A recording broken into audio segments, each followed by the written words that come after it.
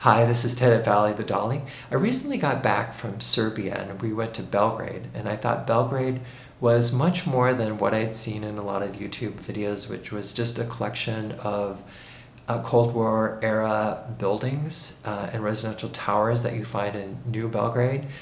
Belgrade is a beautiful old classic city that contains an old area with, a beautiful traditional historic architecture filled with tree-lined streets, beautiful restaurants. The city is located on a large river with beautiful vistas, especially if you go up to a number of the lookout points. Yes, you can go to New Belgrade and see a lot of that wonderful architecture that was developed in the 50s and 60s and 70s.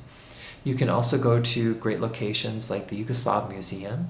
And the Yugoslavia Museum has, in the old museum there on the grounds, it will take you through a whole period of Yugoslav history from World War II into kind of the end of the 90s, really.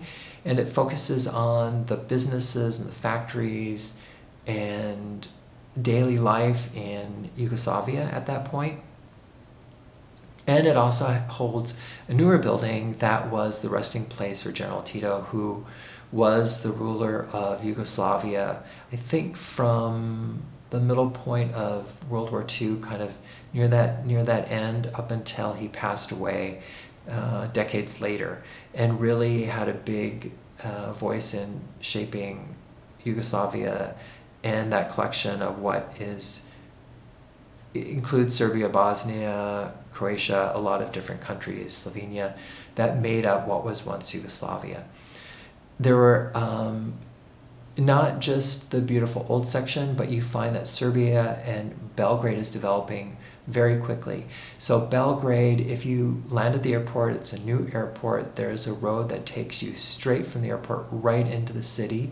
They've just completed a road that goes around the city, so people that are not intent on going into Belgrade now have a route around the city, a freeway, highway that prevents them from needing to drive through the city and taking up a long period of time through city streets. So there's a lot of things that are advancing very quickly. There is a big public transportation system in Belgrade.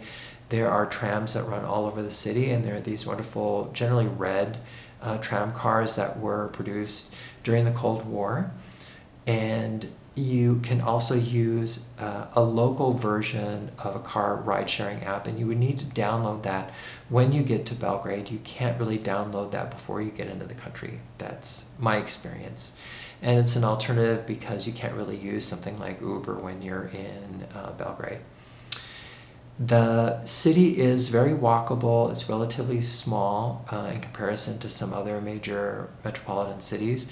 The population of Serbia is a little bit under 7 million in total.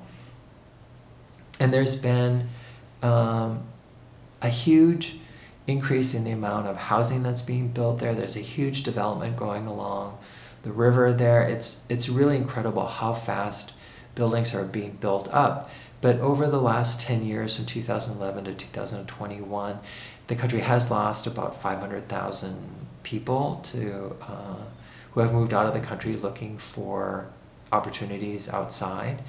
And right at this point, when I looked at it and I thought, is this visit it or move to it? I had to really say visit it over move to it. And why would I say that? Well, for one thing, Serbia is an incredibly safe city, or Belgrade is an incredibly safe city. It's beautiful, it's easy to get around in, there's a lot of transportation options, it is affordable in many ways, there's a lot of housing opportunities, there's maybe an excess of housing. Actually, it's believed that housing prices have dropped 10% in just a 6-month period as of May 2023. So there is a lot of housing pricing there has dropped, although they expect over the next 10-year period that it's to be one of the best values in Southern Europe, according to this study. But right now, you're finding that housing is becoming more affordable in Belgrade. As of August, though, you'll find that inflation was still quite high, and it ran over 10%. And things like food and restaurants were over 18% inflation. And things like household equipment and stuff were up at over 16%. So you see that inflation is still a bit more of an issue in Serbia than it is in some of the more Western European countries.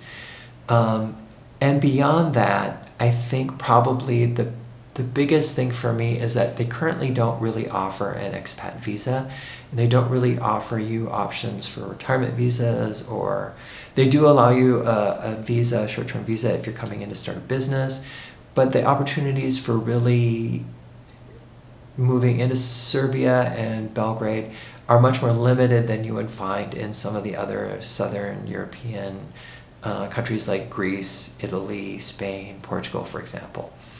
So it's definitely one of the countries to watch, and it is likely to join the EU in the next couple years. And when that does, I think that may change some of the programs that are going to be offered by the country, and it'll change the perspective once it's inside of the EU.